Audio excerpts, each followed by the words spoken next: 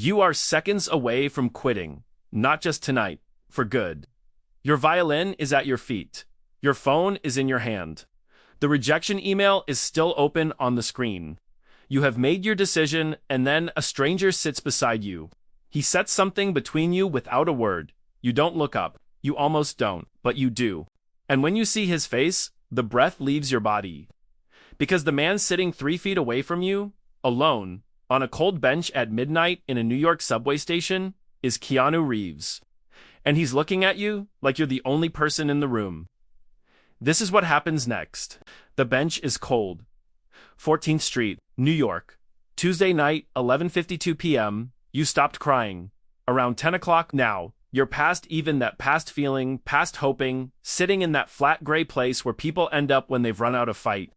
You have $17 in your wallet. 3 missed calls from your landlord. And a rejection email from the last orchestra on your list still open on your phone, glowing in the dark. You've read it 6 times. You keep reading it like maybe the words will change. They don't change. You've been trying to make it as a violinist for 4 years.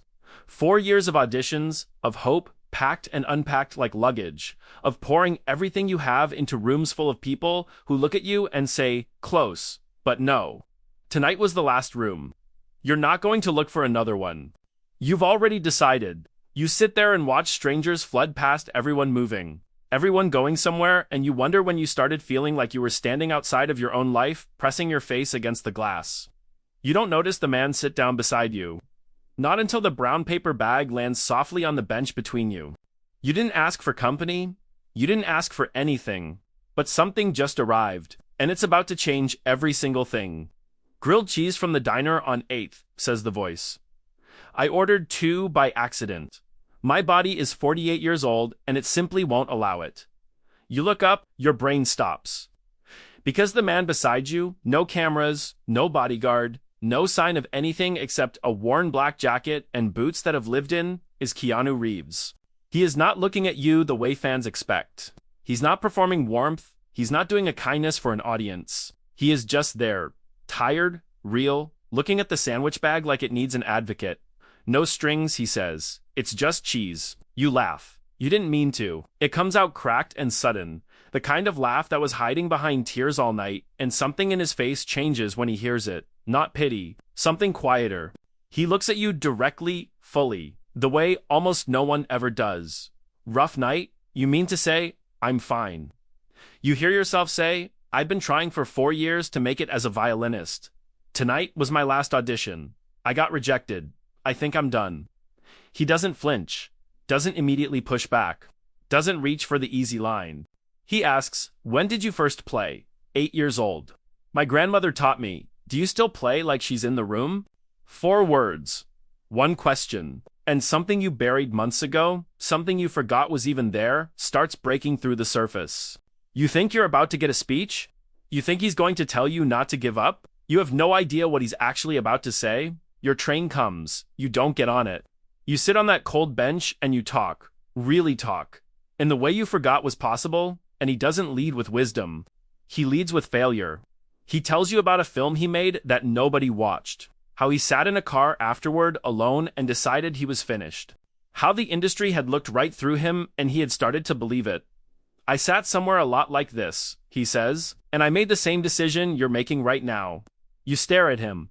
What stopped you? The phone rang the next morning. Small project. Nothing budget. Nobody attached. No reason to say yes. But you said yes. I said yes. He pauses. Not because it was a great opportunity, because I still loved the work.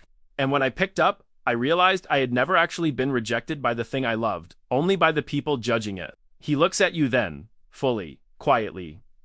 The auditions are not the music. They were never the music. You've been letting strangers in rooms tell you what your grandmother already knew. You don't speak, you can't. Because he is saying the thing that was true all along. The thing you stopped believing so slowly you didn't notice it was gone. Stop auditioning, he says. Start playing. He didn't give you a speech. He gave you back something you lost, and you feel it right there in your chest. Click back into place. 2 weeks later, no audition, no judges, no plan. Just you, your violin, and a choice you almost never made. You're standing on the steps of the New York Public Library. It's mid-morning, cold light, the city moving around you like water. You open your case, no audition panel, no clipboard, no one grading you. Just the open air and whatever is left of your love for this. And today, for the first time in a long time, that feels like enough. You play Pizzala, you play the melody your grandmother used to hum on Sunday mornings while she cooked. You play something you wrote at 2 a.m. last week, no title, no structure, just raw and honest and completely yours. People slow down, then they stop. A little girl pushes to the front of the crowd. Maybe 8 years old. She stands completely still, mouth slightly open, eyes wide, the exact look you must have worn in your grandmother's kitchen all those years ago, and something unlocks in your chest. You forget everyone else.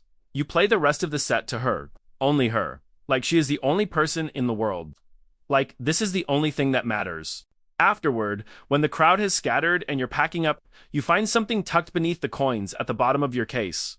A folded piece of paper, 3 words, no signature. That's the one. You look up, scan the steps, the street, the faces moving past, no sign of him. You fold the paper carefully and put it in your pocket. You pick up your violin, and you walk.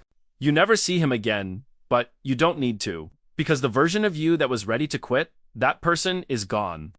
And the person walking away from those steps, she plays like her grandmother is always in the room. Follow us for more and better stories. Give us your fan fiction in comments, we will create it. Your moment and name with Keanu Reeves. Your life, your career, Keanu wisdom. Peace.